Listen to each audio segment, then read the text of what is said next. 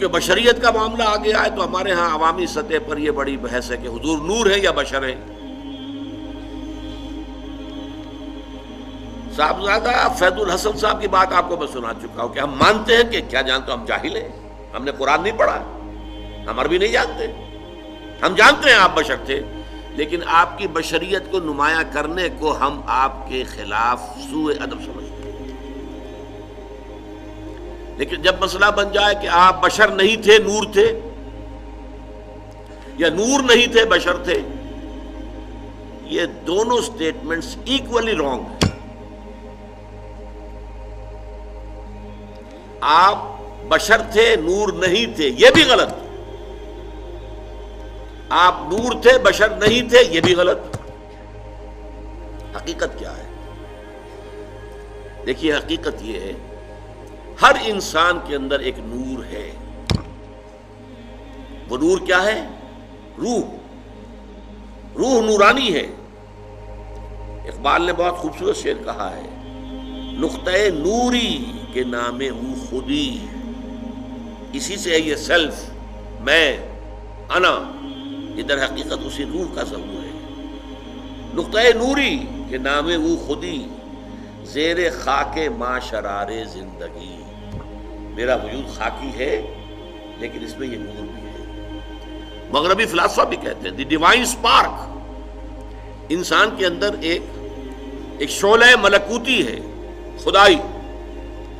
یہ نور ہم میں سے ہر ایک میں ہے, لیکن نور نور کا فرق ہے. جیسے سورہ حدید اور سورہ تحریم دونوں میں آیا ہے, قیامت کے دن ہر مومن کو نور عطا کیا جائے گا, جس کی روشنی میں وہ پل صراط کا جو مشکل مرحلہ ہے وہ طے کر لیں گے.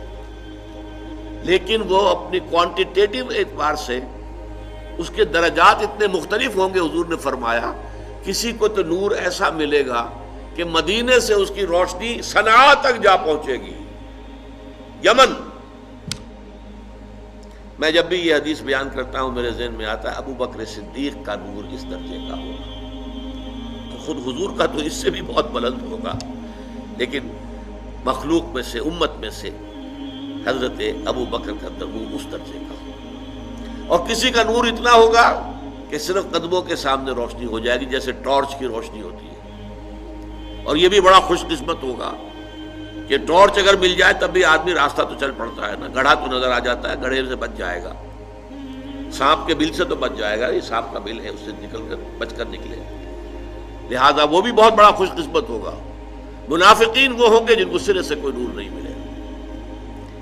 تو یہی تفاوت ہے ہمارے نور میں, جو میرے اندر نور ہے آپ کے اندر نور ہے. ہم میں سے کسی میں زیادہ ہے کسی میں کم ہے. محمد عربی کا وہ نور روحانی آپ کے پورے وجود کے اوپر تک غالب ہے, مستولی ہے, چھایا ہوا ہے. اسی حقیقت کو آپ نے اس طرح بیان فرمایا کہ آپ نے ایک مرتبہ فرمایا کہ ہر انسان کے ساتھ ایک شیطان ہے. کسی نے پوچھ لیا جرت کر کے حضور آپ کے ساتھ بھی ہے؟ فرمایا ہاں ہے, لیکن میں نے اسے مسلمان کر دیا ہے. تو صحیح, حضور کی بشریت بھی ہے, بشریت کے تقاضے بھی ہیں, لیکن آپ کی روحانیت ہے, اور روحانیت کی نورانیت ہے. وہ بشریت کے اوپر روحانیت اتنی غالب آ گئی ہے کہ اسے ہم کہہ سکتے ہیں کہ آپ مجسم نور تھے, لیکن نفی نہیں کی جائے گی. آپ بشر بھی تھے, نور بھی تھے. آپ بشر بھی تھے, آپ آمنہ اور عبداللہ کی اولاد تھے, بیٹے تھے. آپ عبد المطلب کے پوتے تھے, آپ ہاشمی تھے, قرشی تھے. آپ انسان تھے, آپ کھانا کھاتے تھے, آپ کو تکلیف بھی ہوتی تھی, آپ کے اوپر جادو تک بھی اثر کر جاتا تھا. یہ ہوا ہے.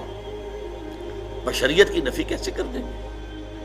آپ کے وار پڑا ہے تو خون کا فوارہ چھوٹا ہے, اور خون زیادہ چلا گیا ہے تو آپ بے ہوش بھی ہوئے ہیں, کیسے نفی کر دیں گے؟ لیکن یہ کہ آپ کی نورانیت جو ہے, روح کی نورانیت, روح محمدی, اس کی نورانیت نے اس پورے وجود بشری کو ڈھانپ لیا ہے.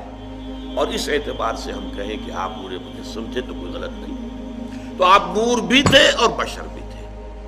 ان میں سے کسی ایک پہلو کی نفی بھی کرنا میرے نزدیک بہت بڑی غلطی ہے. بلکہ میں اسے گمراہی سے بھی تعبیر کروں گا۔